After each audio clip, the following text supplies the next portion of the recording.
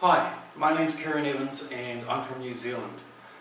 This lesson is for week 1 of the Introduction to Music Production course, and I'll be telling you about the usage of your typical cables that you'll find in your studio. Okay, so let's take a look at some of the cables you might commonly find in your recording studio. Okay, the first cable we'll look at is the TS cable, which has a 1/4 inch jack. This is an instrument cable. It has a single conductor or wire from the tip that runs through the cable and a braided shield connected to the sleeve of the jack to try and shield from noise. This type of cable will generally pick up noise and interference, so we want to try and keep these as short as possible. The next cable we want to look at is the TRS cable. It's similar, except that it has 2 conductor cables running through the middle. This is generally referred to as a stereo cable. You'll see on the jack that it has a tip and a sleeve and also a ring. The tip and the ring connect to the 2 conductor cables, and if it's being used as a stereo cable, these will be for your left and right signals. These cables have a second use in the studio. If you use them to send the same signal across both the conductors of this cable, it has the benefit of cancelling out noise. We call this a balanced cable. Another type of balanced cable is an XLR cable. Again, these have 2 conductors and a shield. These are generally the type of cable you would see used with a microphone. Okay, so now let's take a look at the direct box. A direct box allows you to convert between an unbalanced TS cable to a balanced cable.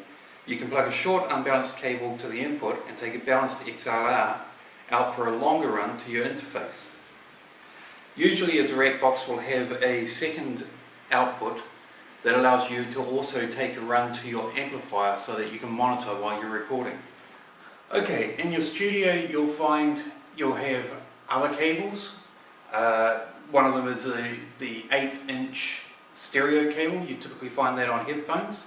It's exactly the same as the TRS cable. You'll find adapters that go between the 2. It's just simply smaller, so it's good for small devices, iPods, things like that take headphones. You'll also find RCA cables. Those are the ones that you usually find at the back of your stereo system or plug into a TV. They have a red, white and yellow jack. The red and the white are for the left and right signals of audio, and the yellow is usually for video. Okay, so in your studio you'll find a range of other cables, MIDI cables, digital cables, all sorts of cables. You'll find adapters that will convert between most types of cables to other types. The one thing I would say is get the best cable that you can afford.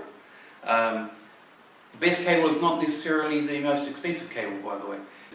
You don't need to have gold tip jacks and things like that, but do get good quality, reliable cable. Talk to other musicians, talk to people about what cables they recommend, what cables they've used. I know people who have cables that have lasted them 20 years. Cables are the first thing to break, and if you get a cheap cable, it can be a nightmare in your studio trying to track down where the problem is. Okay, so if you're evaluating this, thank you for watching, and I hope you do well in your course over the next few weeks.